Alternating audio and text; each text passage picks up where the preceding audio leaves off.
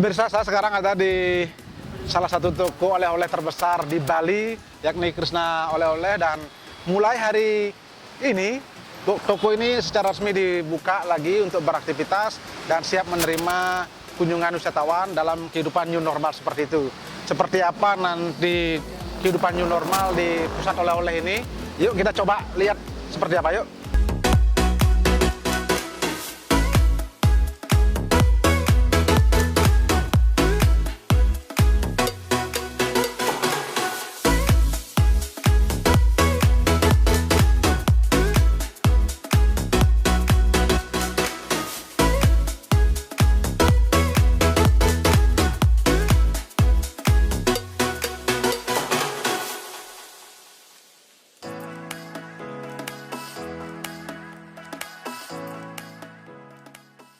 Swastiastu. Selamat pagi, Bli Agus. Ini pemirsa ada Mbak Ayu Saraswati, jadi salah satu staf pengelola di Krishna Oleh-oleh ini, dan kita ingin ngobrol-ngobrol. Ini Mbak Ayu, ini kayaknya mulai hari ini secara resmi dibuka ya? Iya, Bli Agus, kita secara resmi buka tanggal 22 Juni. Jadi sudah cukup lama ya, berapa bulan ini? Sudah 3 bulan kita beristirahat total, mulai dari akhir Maret sampai hari ini tanggal 22 Juni ini kita baru buka kembali. Oh iya, berarti selama itu karyawan diliburkan? Diistirahatkan, dicutikan dulu, berkumpul bersama keluarga. Ya, luar biasa. Tentu hari ini ketika buka ini pasti ada sesuatu yang baru ya? Betul, Bli Agus. Ada sesuatu yang baru, terutama dari standar protokol kesehatan yang baru menuju ke era new normal. Jadi ada beberapa yang harus diikuti sebelum memasuki Krishna Oleh-oleh. Oh, luar biasa nih pemirsa. Ternyata memang ada protokol kesehatan yang baru yang harus diikuti, dan mungkin tadi sudah kita lihat bagaimana mengecek kesehatannya dan sebagainya. Mungkin kita nanti mau lihat-lihat ya. Iya. Suasananya seperti apa ya? Siap, Bli Agus. Kami punya camilan dan berbagai produk. Ini semuanya baru karena camilan kami yang kemarin 3 bulan itu kita sudah outkan. Kita semua produksi yang baru. Kebetulan hari ini Aji juga ada. Oh, ada Ajinya ya? Bli Agus langsung aja sama Aji. Oh, boleh ya. Nanti kita ngobrol sama Aji ya. Ya. Siap. Pemirsa, kita akan langsung ketemu dengan owner dari Krishna Oleh-oleh, dengan Aji Cok Krishna ya. Ayo kita lihat yuk.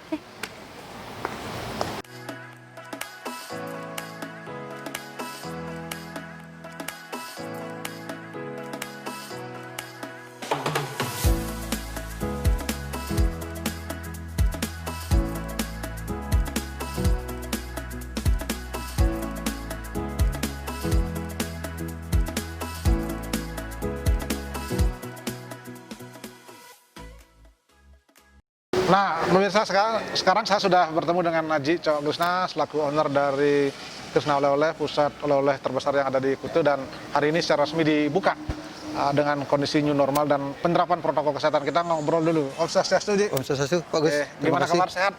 Sehat selalu. Sehat selalu ya? Baru datang dari berkebun kemarin. Oh iya, karena Aji emang berkebun ya? Luar biasa.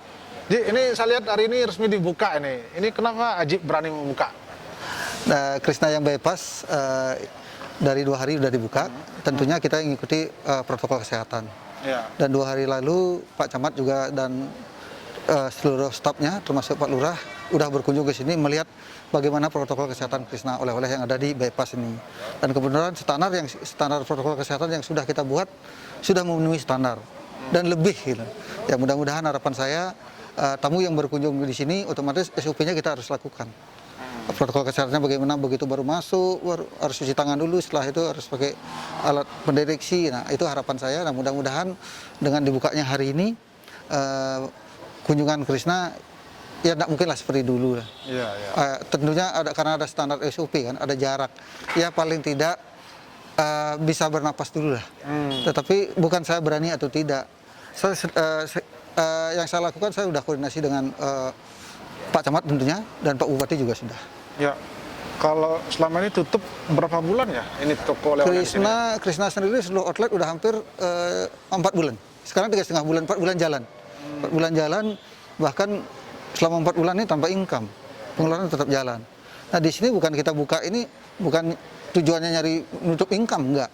Paling tidak barang-barang yang kita selama 4 bulan ini outlet kita udah tutup nggak rusak. Karena kalau lebih dari 4 bulan stok barang bisa ini bahan baku ya, terutama kain bisa rapuh, kena sinar atau lembab. Gitu. Itu kan bahan-bahan dari kain. Kemudian kan saya lihat juga Ji di sini kan jual bahan-bahan makanan, itu selama 4 bulan gimana itu? Nah kalau camilan sendiri ya, Pak Agus bisa lihat.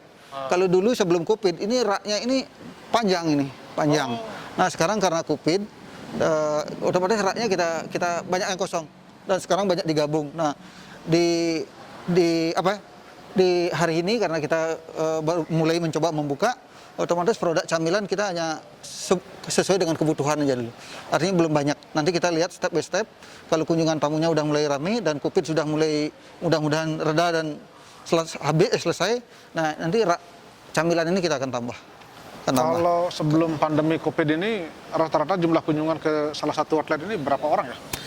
Kalau sebelum Covid ya, musim sepi aja ya, kurang lebih 3.000. Kalau musim ramai itu 7.000 sampai 10.000 per hari. Satu outlet ya? Satu outlet. Berarti Itu. Kalau nanti dalam kondisi new normal kan belum tentu begitu ya? Di kondisi new normal, bisa ada kunjungan satu hari 200 sampai 300 saja udah syukur. Gitu. Iya. Dan kita udah coba dalam 2 hari ini, kunjungan nggak lebih dari 85 orang.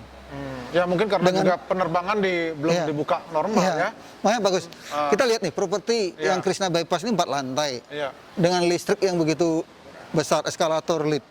Nah, dengan kunjungan yang satu hari dalam 2 hari ini 85 sampai 100 orang, nggak mungkin masuk untuk biaya operasional. Artinya rugi lah. Gitu Rugi udah pasti.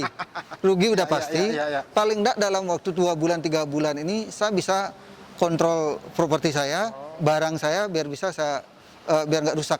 Paling enggak kalau selama ini tutup kan otomatis AC nggak hidup, lampu nggak hidup, tikus masuk otomatis lembab. Takut barang itu kerugian semakin besar. Apalagi ini kan baru dibuka beberapa bulan kemudian ada pandemi ya. Saya juga gimana ya, karena ini udah musibah alam ya. Krishna ini begitu buka baru sekarang udah hampir setahun. Begitu jalan 8 bulan ada Covid. Padahal 8 bulan lagi lagi rame-ramenya Krishna sedang naiknya ya. Iya. Kemudian satu sisi juga bagaimana dengan karyawan sekarang? Apakah mereka langsung bisa ditarik atau apa yang karyawan yang dari bulan Maret ya, itu yang dirumahkan kurang lebih 2.000. Nah, dengan sekarang step by step Krishna ini buka, karyawan sudah mulai dipekerjakan tentunya sesuai dengan kebutuhan dulu. Nah, yang tadinya di sini karyawan ada 380 sebelum Covid, tetapi di saat ini new normal ini kita hanya ada pegawai 40 orang. Otomatis di 40 orang itu dibagi 4 lantai, rata-rata per lantai ada 10 orang. Ya karena mungkin jumlah tamu juga agak sedikit. Iya, pasti landai ya. Ya paling enggak bisa yang dengan 40 karyawan, artinya tugasnya adalah semua pekerjaan diambil. Ya, sekarang kan ada kalau tidak salah ada 32 outlet ya. Ini semua dibuka apa ada beberapa outlet yang masih ditutup? Yang buka yang Krishna yang ada di Kute, yang di Kute kan ada 4 ya. Di Krishna sendiri di Kute itu ada 4, yang dibuka adalah Krishna Bypass, Krishna Tuban, Krishna Samasta. Nah, kalau untuk Krishna Sunset Road belum kita buka karena Krishna Sunset Road itu adalah pasarnya lebih ke grup bus-bus. Dan sedangkan bus-bus kan belum ada study tour ke Bali. Ya karena new normal. Nah, makanya yang terakhir kita buka adalah nanti Krishna Sunset. Mungkin setelah Covid-19 ini selesai. Ya. Dan kalau yang Denpasar 2 sudah buka. Yang Jalan Nusa Kambangan dan Nusa Indah. Hanya 1 yang tidak buka di Kute sama di Singaraja. Singaraja seluruh outlet tidak dibuka. Ya, kalau kondisi begitu berarti kan ini kondisinya belum normal, turis-turis juga belum banyak yang datang atau wisatawan domestik juga belum banyak. Sasarannya apa sekarang ini? Kita lebih sasaran ke pasar lokal ya. Krishna itu ternyata ya, saya lihat waktu sebelum Covid ini kan saya berpikirnya pasar domestik. Nah ternyata setelah saya buka yang di Jalan Krishna 2 yang di Jalan Nusa Kambangan 2 minggu lalu, ternyata dengan situasi Covid-19 ini penjualannya nutup untuk biaya operasional untuk Krishna 2 karena ternyata pasarnya yang belanja pasar lokal. Artinya orang-orang lokal, orang-orang Bali dan orang-orang Muslim yang tinggal di Denpasar.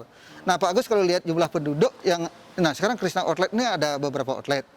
Nah kalau lihat jumlah penduduknya kan di Krishna Nusa Kambangan paling padat. Dan banyak pemukiman orang Muslim. Dan di situ saya lihat ternyata kok ramai. Bahkan dengan kondisi Covid ini, Krishna Nusa Kambangan itu nutup biaya operasional. Oh, berarti tidak hanya mengandalkan dari luar sebenarnya, di dalam itu sudah bisa kan? Ya, saya bercermin dari itu, akhirnya saya memberanikan diri membuka Krishna yang di Kute. Tentunya mengikuti SOP protokol kesehatan. Nah, bahkan penjualan yang di Kuta ini dalam waktu 3 hari ini dibandingkan dengan yang di Denpasar kalah yang di Kuta. Kalau di sini kan udah jelas mencari pasar domestik. Ya, artinya wisatawan dari Dari Bali, luar. Nah, Bali, sedangkan dari luar kan masih dibatasi dengan swab atau rapid test. Nah, tetapi tidak menutup kemungkinan untuk pasar lokal yang di Kuta itu masih ada harapan. Paling enggak, ya saya bilang tetap rugi bagus, tetap rugi. Ya kembali lagi saya bisa mengontrol properti saya dan barang-barang saya sama karyawan. Tentunya karyawan kita batasi. Kalau per hari sebelum pandemi COVID itu berapa sih omset yang ada misalnya di masing-masing outlet ini? Kalau hitung per hari ya, Krishna sendiri ya satu bulan tuh rata-rata 20 miliar. 20 miliar? Seluruh outlet. Nah, sedangkan kalau sekarang di COVID ini, dari 5 outlet ini, bisa kita dapat jualan satu hari 100 juta ya, seluruh outlet udah syukur. Luar biasa, jauh sekali ya? Jauh sekali. Jauh sekali. Berarti... Itu juga belum nutup biaya operasional. Paling tidak, ya bisa biaya karyawan dan listrik. Gitu. Kan jauh sekali ya? Iya, iya. Hanya berapa persen ya kan? Nah, kalau kondisi begini, Aji berapa lama nih mampu bertahan kalau kondisi seperti Kalau dengan kondisi COVID ini, kalau ini seandainya lama ya, kan nggak tahu kan. Kalau sampai Desember, saya masih bisa bertahan. Dengan dibuka ini, saya bisa nutup biaya listrik, biaya karyawan secukupnya. Otomatis karyawan kan kita seperti tadi kan 40 karyawan, seharusnya 380, sekarang cuma 40. Tetapi tetap kita akan rugi, stok barang kita akan berkurang. Nah, sekarang ini pilihan. Lebih baik barang saya rusak dalam waktu 8 bulan, rusak kebuang, tanpa ada pemasukan, atau saya buka, ada pemasukan, tapi barang saya ini lancar. Artinya tidak rusak. Jadi pilihannya sekarang buka saja. Iya, pilihannya semua nggak bagus. Tapi daripada 0, BW 1. Kan gitu, sambil menunggu COVID selesai. Ya. Nah, Ji, berarti kan orientasi Ji sekarang tujuannya pasti berubah nih. Turis asing juga akan berkurang, sebagainya. Kalau kondisi begini nih, kan semua mengalami sekarang. Dunia. Apa inovasi yang sekarang harus kita lakukan ya setelah ini? Ya, kebetulan juga semalam saya wawancara juga kan, live kan. Nah, memang di kondisi pandemi ini, langkah apa yang harus dilakukan? Ya, saya awalnya gini Pak Gus. COVID awalnya kan Januari. Januari sudah mulai di Cina, setelah itu masuk Indonesia, setelah itu masuk Bali. Krishna itu tutup di bulan Maret, sebelum Nyepi udah tutup. Sebelum Nyepi, Krishna itu udah tutup total sebelum Nyepi. Ya. Nah, setelah itu bulan Maret, bulan 4 kan ada kerjaan. Income tidak ada, cash flow keluar terus, artinya income tidak ada, pengeluaran per bulan 2,5 M. Setelah itu saya berpikir di bulan 5 awal, saya harus kerja. Saya daripada di rumah, akhirnya saya memutuskan pulang kampung. Nah, tadinya saya kalau ini lama, saya udah pastikan pulang kampung satu keluarga. Tetapi saya bilang sama keluarga, udah saya dulu pulang kampung. Nah, setelah pulang kampung saya lihat, saya ada beberapa punya lahan tidur, nggak tergarap. Akhirnya disitulah mulai saya berpikir, udahlah saya lebih pilih ke pertanian sambil menunggu COVID selesai ini. Akhirnya setelah saya turun ke pertanian, punya lahan tidur 25 hektar, ternyata senang. Ini bukan menunggu bukan karena COVID. Bisa menghibur juga, menghibur diri ya? Awalnya menghibur dengan COVID-19 ini menghilangkan stres. Tapi kalau sekarang udah senang Pak Gus. Senang ya? Ya, Pak Gus kalau sekarang datang ya, sekarang kita udah punya track off-road dan trail sambil berkebun, sambil buat happy. Jadi berkebun juga bisa, kemudian menghasilkan juga. Hobi juga bisa. Menghilangkan stres yang ada di sini. Iya, betul. Tapi kalau setiap datang sini, kembali lagi stres gitu ya? Enggak, sekarang udah enggak. Sekarang udah apa ya? Bulan 7 ini udah mulai bisa terima dan Krishna sudah buka, kita udah tahulah laporan. Oh, optimis pariwisata kembali pulih. Nah, harapan Aji kepada pemerintah dengan kondisi seperti ini, kita kayaknya harus, masyarakat kita sudah hendak tahan, ekonomi sudah mulai agak susah. Apa harapannya, Aji? Pak Gus, kalau melihat pemerintah kita udah bekerja keras, apalagi Gubernur Bali kita ya, rasanya udah banting tulang ya, bagaimana COVID-19 di Bali ini bisa selesai, termasuk Indonesia. Dan di sini saya berharap sama pemerintah, saya mengucapkan terima kasih kepada pemerintah, terutama Bapak Gubernur Bali atas kerja kerasnya. Dan di sini kita juga sebagai pengusaha dan masyarakat jangan hanya protes, hanya komplain. Ayo kita ikuti aturan pemerintah. apapun aturan dari pemerintah dan gubernur kita ikuti, dan sekarang sudah dikasihlah izin oleh Bupati, pasti tentunya sudah koordinasi dengan Pak Gubernur Bali, kita diizinkan untuk buka Krishna di bulan 6 ini tentunya mengikuti protokol kesehatan. Artinya mungkin pemerintah sudah melihat juga bagaimana kondisi ekonomi kemudian dilonggarkan. Ya, dilonggarkan. Dengan dilonggarkan tapi tetap kita harus jaga. Harus ikuti SOP kesehatannya, harus diikuti. Ya. Baik, terima kasih Haji. Luar biasa, mudah-mudahan sukses dan kita semua segera mampu keluar dari COVID ini. Ya, terima kasih ya. Dan pemirsa, demikian tadi perbincangan kami dengan Haji Cok Krishna. Mudah-mudahan dengan kondisi new normal ini kita akan kembali bangkit dan ekonomi akan kembali bergeliat. Terima kasih ya.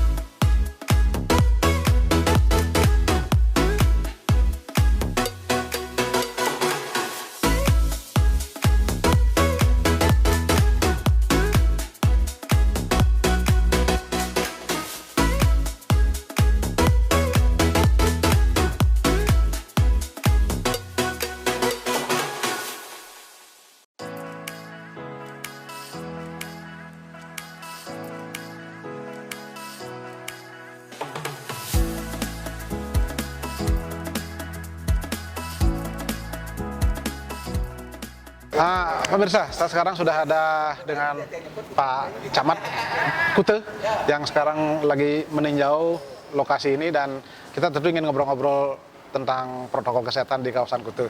Selamat pagi Pak Camat. Selamat pagi menjelang siang. Gimana, sehat? Sehat, Luar biasa, saya sangat mendapat kehormatan ini bisa ngobrol dengan Pak Camat ini. Pak Camat yang sangat muda dan tegas. Pak Camat saya melihat situasi yang di pusat oleh-oleh seperti ini. Apa tujuannya nih kira-kira kondisi kunjungan ini? Baik, terima kasih. Jadi yang pertama yang perlu saya sampaikan, karena ini baru saya live seperti ini, ucapan terima kasih kami kepada seluruh komponen masyarakat dan seluruh stakeholder yang ada di Kute. Karena selama pandemi dari bulan Maret, awal Maret, kita ketahui bahwa Kute zero COVID-19. Di awal bulan Juni, transmisi pertama itu terjadi di Tuban. Tuban, dan sampai saat ini sudah ada 6 orang yang terjangkit dan 3 orang sudah sembuh astungkaro dan 3 orang masih dalam perawatan. Ini sangat berbeda dengan perkiraan dan prediksi kita bersama-sama bahwa Kute pasti akan tinggi COVID-19. Nah, ini kami sangat berterima kasih kepada masyarakat, pengusaha, dan juga seluruh jajaran stakeholder untuk melakukan dan bekerja sama dalam pengentasan atau mewabahnya penanggulangan COVID-19 yang ada di kawasan Kute. Nah, pada kesempatan yang baik ini perlu juga kami sampaikan bahwa kita di Kute dari pemerintah pusat, pemerintah provinsi, dan juga dari pemerintah Kabupaten Badung akan menerapkan yang sering kita sebut dengan new normal atau tatanan pola hidup baru kita.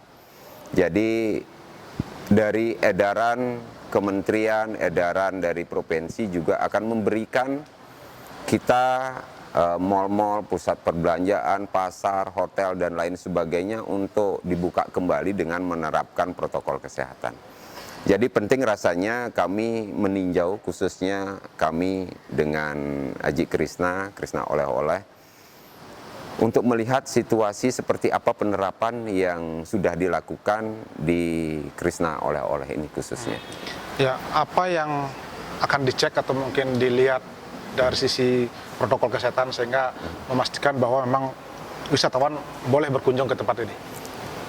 Dari keputusan Menteri Kesehatan ada beberapa yang harus kita lakukan, tidak hanya physical distancing, social distancing, juga tadi kami sangat mengapresiasi, baru kami datang sudah diharapkan untuk mencuci tangan, pakai hand sanitizer, dan juga pengecekan suhu tubuh memanfaatkan termogan. Tidak hanya sebatas itu, Jadi kami juga melihat sudah bagus sekali, ada di eskalator sudah ada juga pemisahan kita, dan di lift juga sudah ada, di kasir juga kita lihat tempat duduk atau tempat antrian juga sudah. Jadi kami sangat berterima kasih, dan ini sangat bagus dalam penerapan SOP. Tetapi dalam pelaksanaan, tentunya dari pusat-pusat perbelanjaan ada 3 komponen sebenarnya. Yang pertama itu adalah dari pemilik atau manajemen sendiri bagaimana menerapkan. Yang kedua, pekerja juga atau karyawan harus menerapkan juga SOP mereka. Jadi pakai face shield, pakai masker, dan lain sebagainya. Ini kan penting. Dan juga bagi tamu atau pengunjung, mereka juga harus kita periksa. Kita tidak berpikir hanya mereka datang belanja, tidak. Kita harus berpikir sekarang bagaimana mereka, suhu tubuh mereka seperti apa, pemanfaatan masker seperti apa, mau nggak mengikuti, dan kita harus tegur kalau memang terjadi pelanggaran atas SOP yang sudah kita terapkan di Krishna ini. Kalau selama ini di Kuta ada nggak Pak Camat atau mungkin pemerintahan kecamatan untuk menegur atau mungkin bahkan menutup tempat-tempat keramaian yang melanggar SOP itu? Mungkin kalau di wilayah kami ada beberapa, khususnya restoran dan bar, itu sudah viral. Dan itu sudah kita tangani, dan kami di pemerintah memberikan sanksi administratif, dan teman-teman kami yang ada di Polsek Kuta khususnya sudah melaksanakan penindakan dan penutupan. Baru saja tadi malam juga ada salah satu bar dan restoran yang beroperasi, dan itu betul-betul social distancing tidak diikuti. Malah ada juga tamu yang tidak pakai masker. Dan hari ini juga kami dengan PPNS yang ada di pemerintah Kabupaten Badung itu turun ke lapangan, akan menutup, mulai nanti malam akan menutup tempat tersebut. Jadi nggak etis saya sebutkan namanya, Pak. Baik, terima kasih Pak Camat ya, Ya, atas waktunya. sama-sama. Silakan nanti Pak Camat lihat-lihat situasi, dan selamat bertugas ya. Iya. Dan pemirsa, kita akan terus mencoba melihat bagaimana penerapan protokol kesehatan yang ada di Krishna Oleh-oleh ini. Ya, kita lihat.